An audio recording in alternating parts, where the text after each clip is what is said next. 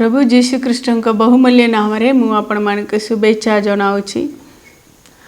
मोर प्रिय माने आपण माने काम करने जगार आपण मानकर विरोध रे चुच्चारे दोष देकरी आपण मानक हैरान करुछंदी कि परिवार रे आपण माने न करितिबा भूल को करलो बोली करी आपण मानकर ऊपरे दोष देई अछंदी कि नले बहुत जगार पालक माने सेवा कार्य करिबा जगार पालक माने टिके आगक हेले से मानकर सांगरे थिबा लोक माने पालक माने तांकर विरोध रे हिंसा है करी तांकर ऊपरे कौनसी भूल विषय देखाई करी आपण मानके कष्ट देइछंदी कि हैरान करिछंदी कि एहा द्वारा माइंड डिप्रेशन रे अछंदी कि आपण माने भय करंतु नहीं। आपण माने जो जगार आपण मानक लज्जित करबा पाइन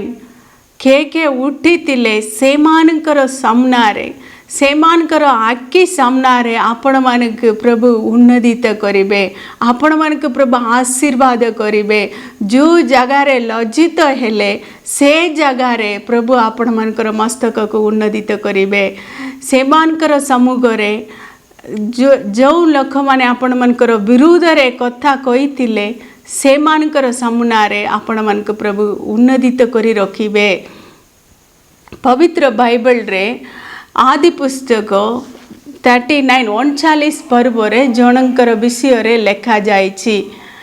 जोसेफ बोली करी जने व्यक्ति थिले तांगे मिस्र देश रे पोटिफारंकर गृह रे से रहितिले दास काम करी रहितिले। सदा प्रभु तांगर सांगरे थिबा हेतु सबु काम तांगर हस्तटार करिबा प्रत्येक काम रे प्रभु तांक आशीर्वाद करले। से पोटिफारंक आशीर्वाद करितिले।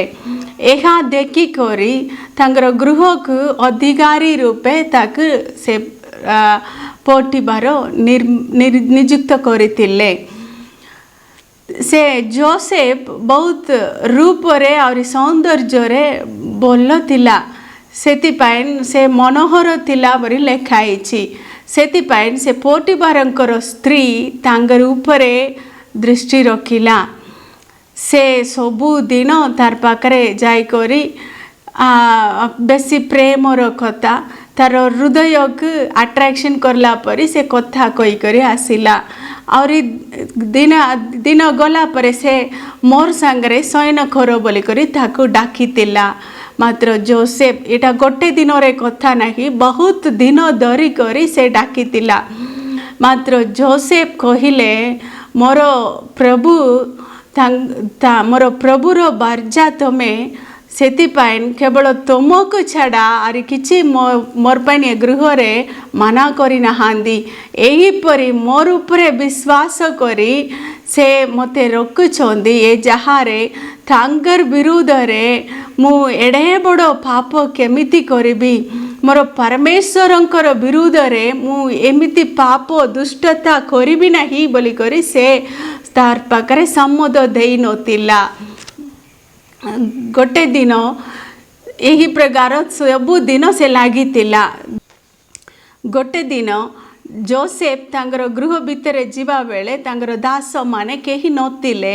सेते बेले से पोटिफारंकर स्त्री तांगर वस्त्र को ठाणा ठाणी करिकी आसो बोली करी मोर सांगरे शयन कर बोली करी ताके डाकितिला। मात्र जोसेफ से जगार तांगर वस्त्र को भी तार आस्तर छाड़ी करी से बाहर पलाई जाइतिला।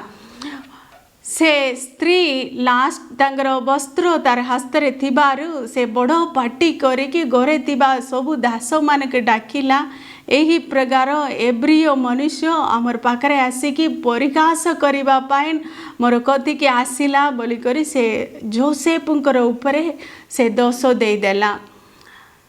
से तांगर स्वामी आसीबा पर्यंत से वस्त्र को तार हस्तरे रखी करी से आसिला परे भी यही प्रकार से जोसेफ से एब्रिय मनुष्य मोर पाखरे आसिला। यही प्रकार मते खराब करिबा पाइन आसिला। मु बड़ पाटी करी डाकिबारु से दौड़ी पलाइला, तार वस्त्र को छाड़ी पलाइला बोली करी पूरा उल्टा करके जोसेफ उपरे से दोष देदेला। तांगर स्वामी से पोटिबार भी बहुत क्रोध है करी, क्रोधरे प्रज्वलित है करी जोसेफ को नहीं करी राजबंदी मान को रखिबा बासस्थान रे ताकु नहीं कि रखीदेला। मोर प्रिय माने जोसेफ तार मनरे भी भाभी नथिला यही प्रकार दोष करिबा दुष्टता करिबा पाई तार केबे भी सम्मत देई नथिला, अनुमति देई नथिला। मात्र से पोटिबारंकर स्त्री तार उपरे इच्छा करितिला, तार संगरे लागितिला। मात्र चांस आसिला बेले से निज पापक जोसेफ उपरे दोष दे करी से गुटे उत्तम स्त्री बोली करी देखाई देला। यही प्रकार अनेक लोक केते पाप करले भी निज करला पाप को अन्य लोक मानकर उपरे दे करी से माने निजक उत्तम लोक धार्मिक लोक परी देखाई देबे देखाउछंदी। आपण माने भी यही प्रकार अन्याय रे आपण माने निर्दोषी हेले भी आपण मान के दोष करिकी अन्याय रे आपण मान के दुख देइछंदी कि जोसेफ परी आपण माने गोटे गार गार रे थिबा अनुभव रे अछंदी कि आपण मानकर उपरे खुआ जाइतिबा से चुच्छा कथा द्वारा चुच्छा रे करा जाइतिबा दोष द्वारा आपण मानकर अधिकारी माने आपण मानकर गोरे थिबा बड़ लोक माने आपण मानक घृणा करूछंदी कि गाली करूछंदी कि दुख देइछंदी कि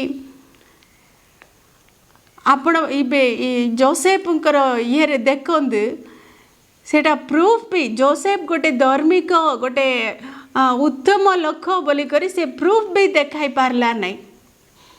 अन्याय रे पोथिबारंकर स्त्री तांकर विरोध रे निंदा देला। से अधिकारी रो स्त्री बड़ लोक हेबारु थार पापक से लुचाई दे करी से गोटे उत्तम स्त्री परी देखाइला। उत्तम लोक जोसेफ को गोटे दुष्ट काम करला, दुष्ट लोक बोली करी देखाई देला।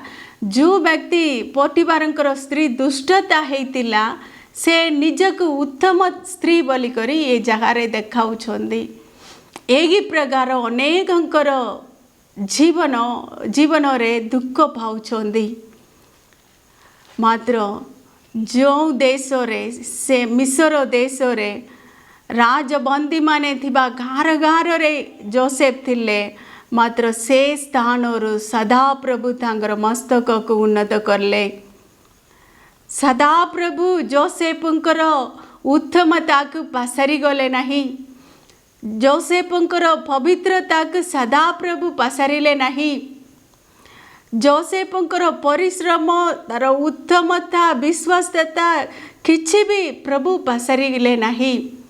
ये जगतिक लोक चुच्चारे आपण मानकर विरोध रे दोष दे पारिबे, अन्याय रे आपण मानक दंड भी दे पारिबे।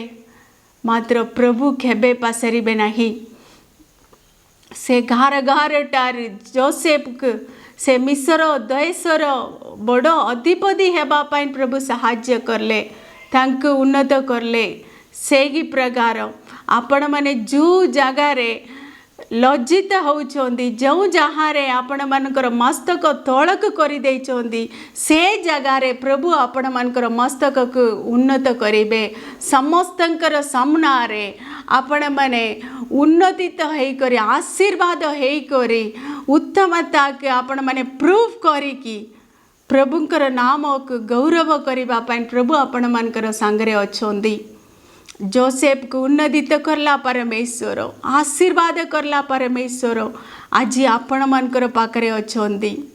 आपण मानकर विरोध रे केते लोक बिना कारण रे दोष दियंतु। आपण माने भय करंतु नहीं, निराश हुअंतु नहीं, भांगी पड़ंतु नहीं।